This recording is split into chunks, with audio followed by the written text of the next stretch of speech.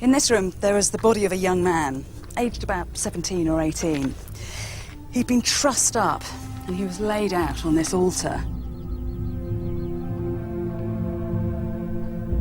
Next to his head, there was a bronze dagger, and we can tell from the bone evidence that one of his arteries had been cut, and his body had been bled completely dry. Experts believe that this young man was being sacrificed to try to stop one of the many earthquakes that shook this region before the Theran eruption. A few paces out here, there was another body. This was a man lying face down. He'd been carrying a vessel full of some kind of liquid. Presumably it was human blood from the sacrifice. A desperate attempt, a gift, to try to appease the gods. It's believed the priest performing this ritual died as the building collapsed during the earthquake. This shows that in the face of a natural disaster like the Theran eruption, the Minoans might have gone as far as sacrificing one of their fellow human beings. The Minoans were very, very close to nature, and so when something like this happens, you really become very circumspect. How did this happen? Why did this happen? How can we appease these natural forces so that perhaps it won't happen again?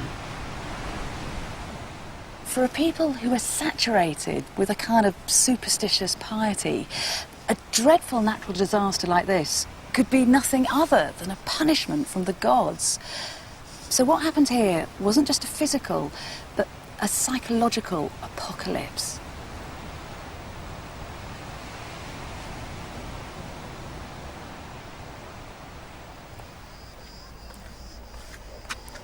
Now, this is a really significant symbol. Actually, you can only see it at this time of day when the sunlight starts to get low. What you've got here is the traditional mason's mark of knossos. It's a double axe head. But just look what's been rammed into it.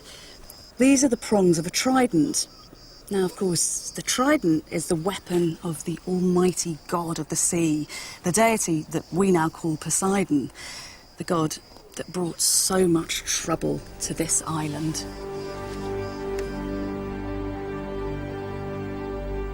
Poseidon was fearsomely powerful in Minoan society, both the sea god and the earth shaker. He could inflict devastating punishments at will. This is yet another strong link to the Atlantis legend. According to Plato, Poseidon was the master of Atlantis, and when its people fell foul of him, their island was swallowed by the sea.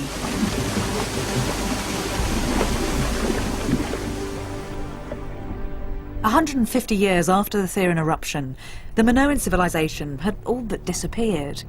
And we don't know why exactly, but I think it's true to say that the eruption marked the beginning of the end for Europe's first great culture. When you think back to the terrible destruction that ranged right across this island and beyond to Egypt and to Asia Minor and even to the outposts of Western Europe, then you realise that this is a devastation that quite simply could not ever have been forgotten. Almost immediately this would have become a horror story passed down from father to son and mother to daughter. Of course, that's what logic tells us must have happened. But the historian in me needs to see the evidence in black and white. How can we try to prove that the catastrophe that happened here was still remembered 1,000 years later in Plato's day?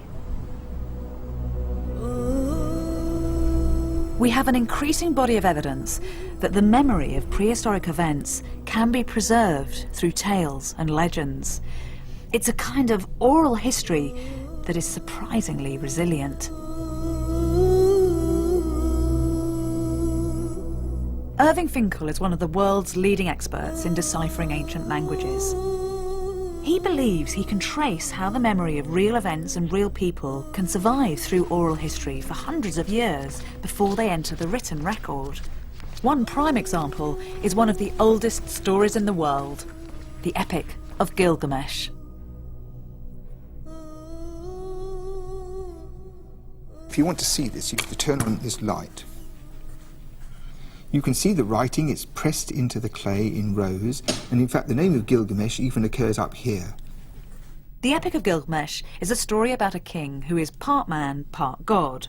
Irving Finkel believes it's based on a real king who lived in ancient Iraq at the beginning of the 3rd millennium BC, 1,000 years before the story was ever written down, proving that oral memory can be exceptionally tenacious. The chain of all the information that we have, which is archaeological, plus writing, plus common sense, those three components, when you put them together, to me it is a certainty that Gilgamesh was a really unusual and heroic person who lived at a very remote time, and that there's a continuous oral stream of tradition from the death of Gilgamesh until this was written for the king of Assyria.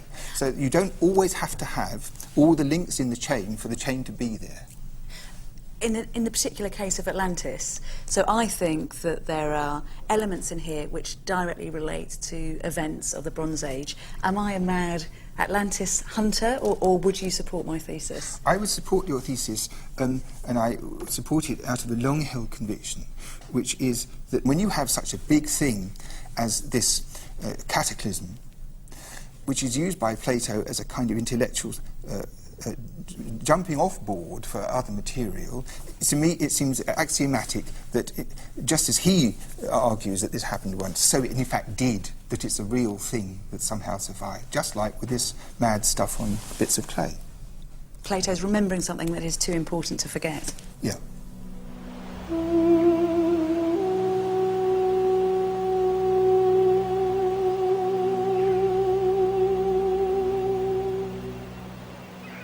Plato's Atlantis myth sets down that all too familiar story of the rise and then the fall of mankind. He immortalised a great story and a great idea, one that still captures our imagination today. His account was first and foremost a moral fable. But there are numerous clues that Plato based Atlantis on an oral memory of Bronze Age theatre. The hard evidence shows us that here there was a sophisticated trading civilization that flourished and was then swallowed by the sea, ravaged by a disaster of legendary proportions. Surely this is the root of Plato's Atlantis legend. Legions of treasure hunters and pseudo-scientists have projected their dreams and desires onto the myth.